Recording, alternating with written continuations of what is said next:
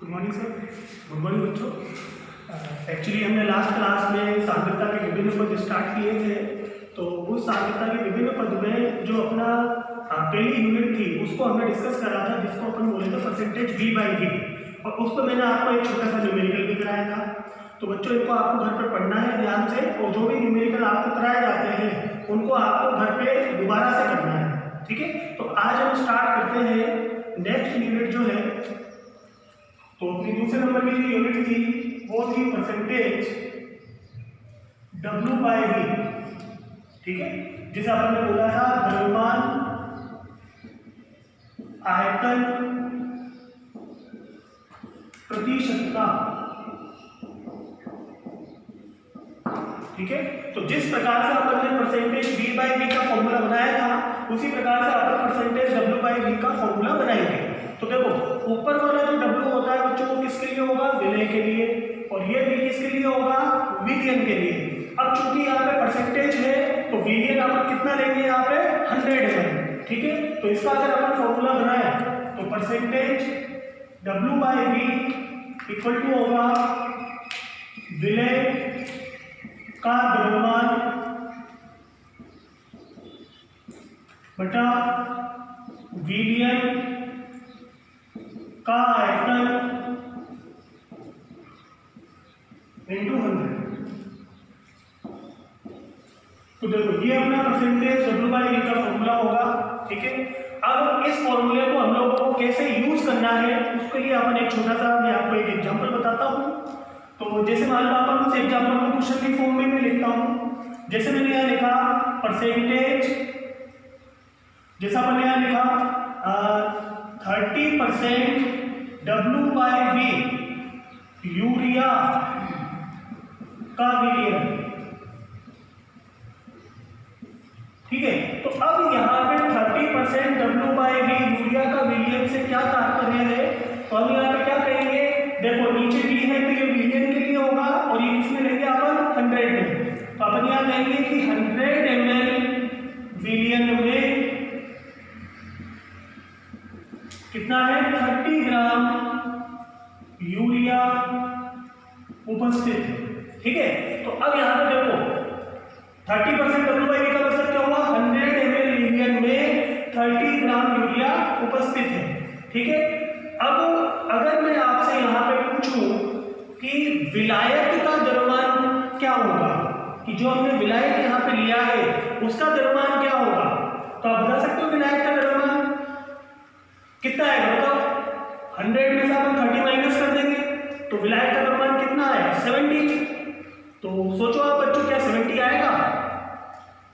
अगर आप यहाँ पे 70 लिखते हो तो आपने यहाँ पे एक गलती कर दी, ठीक है। हमें यहाँ पे 70 नहीं लिखना है, यही अपनी छोटी छोटी गलतियां होती है जो बोर्ड वाला करवाएगा। देखो हमें फिजिक्स में सिखाया जाता है कि हम लोग क्या करते हैं कि सेम डायमेंशन या सेम यूनिट वाली क्वांटिटियों को या तो जोड़ सकते हैं या उनको घटा सकते हैं। तो यहाँ पे अगर आप देखो बच्चों 100 किसमें है? ml में, और 30 किसमें है? ग्राम में। तो हम लोग यहाँ से 100 में से 30 को माइनस नहीं कर सकते। तो यहाँ पे आपने वही सोचा होगा कि 100 में से अगर हम 30 को माइनस करते हैं तो जो 70 आएगा वो विलायक का द्रव्यमान हो जाएगा। लेकिन चूंकि यहाँ पे दोनों जगह क्या है? यूनिट अलग अलग है, तो हम इनको क्या कर सकते हैं? घटा नहीं सकते हैं। तो अगर हमको इस क्वेश्चन के अंदर विलायक का द्रव्यमान पता करना है तो विलायक के द्रव्यमान का पता करने के लिए हमको यहाँ पर एक एडिशनल डाटा यानी कि डेंसिटी की जरूरत होगी, ठीक है। तो यहाँ पे अगर आपको विलायक का द्रव्यमान निकालना है तो मैं आपको यहाँ पे डेंसिटी दे देता हूँ कि ये जो विलयन हमारा बना है इसका जो घनत्व है वह 1.2 ग्राम पर ml है। अब आपको विलायक का द्रव्यमान ज्ञात करना है। तो अब ये आपका क्वेश्चन कंप्लीट हुआ। अब यहाँ पे देखो 100 ml विलयन है, उसमें 30 ग्राम यूरिया है, घनत्व हमको दिया हुआ है। तो घनत्व का फॉर्मूला बच्चों हम लोग जानते हो कि घनत्व बराबर क्या होता है? द्रव्यमान बटा आयतन, द्रव्यमान बटा आयतन। देखो हमारे पास में अगर हमको विलायक का द्रव्यमान निकालना है तो विलायक के द्रव्यमान के लिए हम लोग कब निकालेंगे? जब हमारे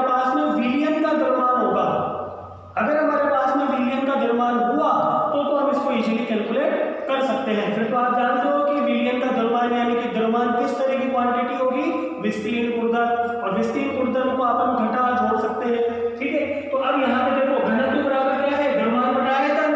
तो यहाँ से अगर मैं निकालूं विलयन का द्रव्यमान, तो विलयन का द्रव्यमान क्या हो जाएगा, घनत्व इंटू आयतन।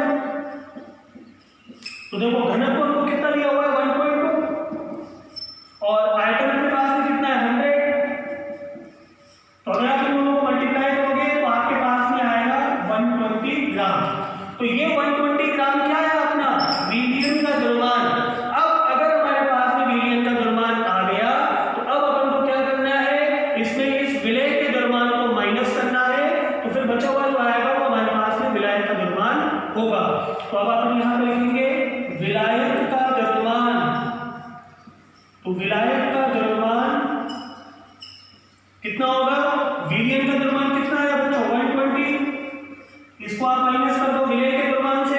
विलय क्या है इसमें 30 ग्राम यूरिया। अब देखो दोनों सेम यूनिट में आ गए, विलय का द्रव्यमान भी 120 ग्राम है और विलय का द्रव्यमान भी 30 ग्राम है। तो अब ये सेम यूनिट में आ गए तो अब अपन इनको घटा सकते हैं। तो ये हो जाएगा 120 माइनस 30, तो इनको आप सोल्व करोगे तो आपके पास में आएगा 90 ग्राम, ठीक है।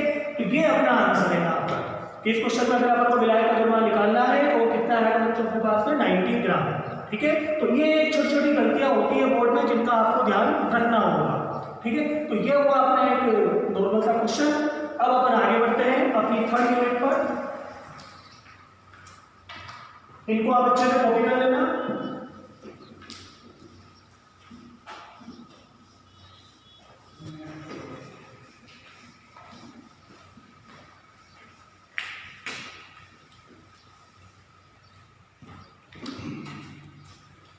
अब देखो थर्ड यूनिट जो थी हमारी उसे हम बोलते हैं मोलरता।